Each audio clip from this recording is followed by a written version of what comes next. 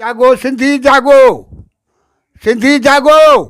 हर सिंधी खे अपील था कयूं त जागो। कैनालनि जे लाइ ज़रदारी जो मुकारो करिणो ई करिणो आहे। न ॾिजो कंहिं खां बि हुकूमत हिन कुझु बि न करे सघंदी। असां वेठा आहियूं, पंहिंजा हियाव फाड़े बि उछींदासीं, हिन जो माफ़ न आहे करिणो। जागो सिंधी, पर जागो, पर गैरत सां जागो। चए थो सिंध ख़तमु थी चुकंदी, इहे कैनाल खपाईंदो त पाणी हेॾे ईंदो ई कोन। असां इहो चाहियूं था, हिन पीउ हाकूअ जा ॾाॾा जा न आहिनि जो कैनाल तो खपाए, कि एॾी तो मुड़ुसु माण्हू आहे, तूं अचो केॾो न। इहा सोचे थो त वर्सीअ ते बि तोखे अचो न छॾंदा, डंडा हणंदासीं। यादि रखिजे, भली तोसां हुकूमत हुजे, हुकूमत कुल्लू न मारींदी, असां बि कुझु विड़ी सघंदासीं। मथां पाण खे तूं सम्झंदो त मां हाथी आहियां, हाथी न बणिजो।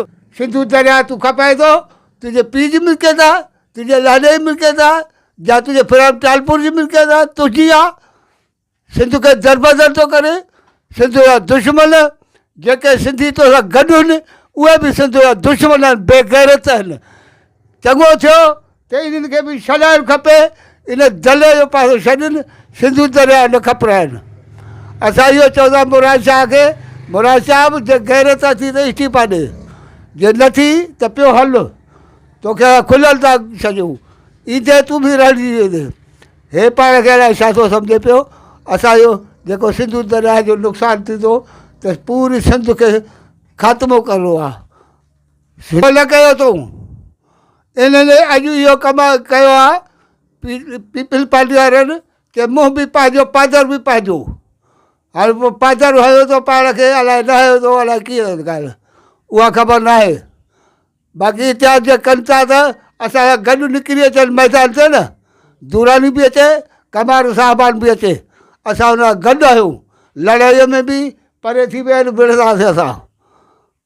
हिननि त पोइ बि जेको पीटीआई बि एहतजाज कयो आहे, आगा इम्तियाज़ बाबर आहे या पीटीआई जा माण्हू किथे घुमनि, उहे त एहतजाज बि कोन था। उहे आहिनि, उन लाइ मां जो वेठो आहियां हिते। आगा इम्तियाज़ जो, पीटीआई जो जेको आहे, मां जो वेठो आहियां। एहतजाज वग़ैरह कोन कयो अथव हिन महिल? एहतजाज वग़ैरह थींदो ईद खां बाद में, हिन जो असां उहो धमाको निकिरंदुसि जो दुनिया ॾिसंदसि।